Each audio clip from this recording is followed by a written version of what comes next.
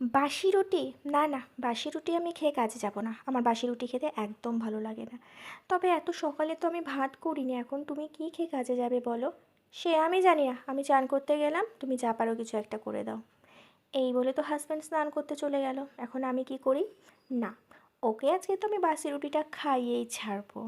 চলো, তোমাদের বাড়িতেও কোনো সদস্য যদি বাসি রুটি না খায়, তবে তাকে এইভাবে বাসি রুটি চাউমিন করে খাইও, দেখবে হাসতে হাসতে সব খেয়ে নেবে। আমরা ঠিক যেমন করে চাউমিন বানাই ঠিক সেভাবেই বানাবো, শুধু চাউমিনের বদলে এখানে রুটির টুকরোগুলো দেব।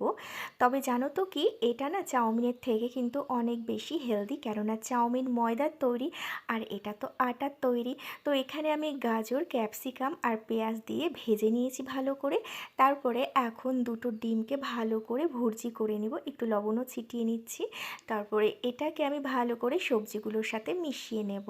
আর ভাজার সময় না আমি সামান্য একটু কিন্তু জিরের গুঁড়ো অ্যাড করেছি। আর চাইলে তোমরা এখানে সসও অ্যাড করতে পারো, বাট আমি যেহেতু হেলদিভাবে করছি তাই সসটা দিলাম না। তারপরে ওই যে চাউমিনের বদলে এখানে রুটির টুকরোগুলো দেব। তারপরে এটাকে আবারও 2 মিনিট মতো ভালো করে নেড়ে চেড়ে নেব। যা, আমি তো কাঁচা লঙ্কা কুচি দিতে একদম ভুলে গেছি, একটু ঝাল ঝাল হলে ভালোই লাগে। তো সবশেষে আমি একটু গোলমরিচের গুঁড়ো ছড়িয়ে দিলাম, কাঁচা লঙ্কা কুচি দিতে ভুলে গেছিলাম বলে।